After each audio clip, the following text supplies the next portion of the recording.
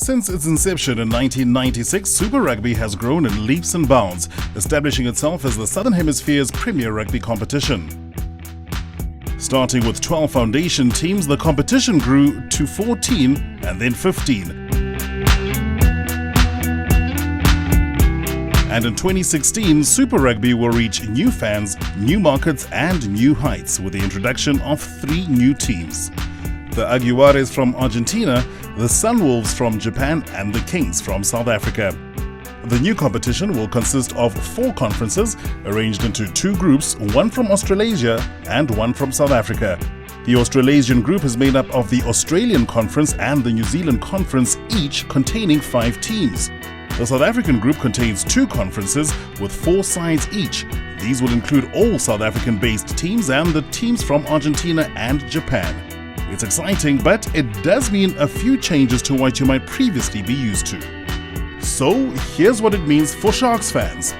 For the regular season, all you need to remember is the 6-5-4 rule. Your men play 6 games against teams in our own conference, which means home and away clashes against the Lions, Kings and new Argentine team of the Jaguares. There'll be 5 games against the New Zealand Conference, 1 against each side, including hosting the Crusaders and Hurricanes right here in Durban. And the Sharks will play 4 games against the other South African Conference, including a visit to Pretoria to take on the Bulls and Cape Town to tackle the Stormers. And we'll roll out the welcome mat at Growth Point Kings Park for the Cheetahs and a historic clash against the Sunwolves in the final week of the regular season.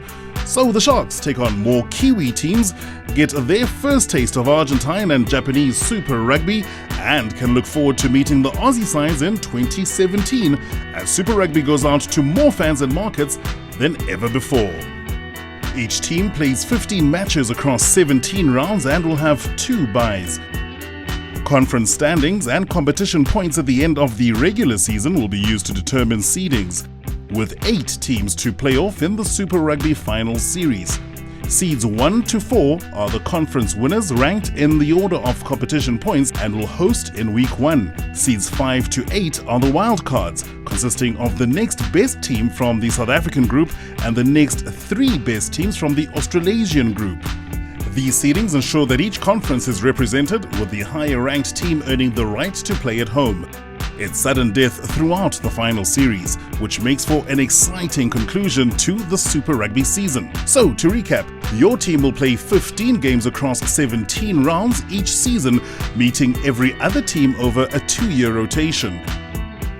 With a broader pool of playing talent, bigger thrills and new rivalries throughout new countries, this is the next bold step in the ongoing evolution of the best provincial rugby competition in the world, driving Super Rugby into a rousing new era.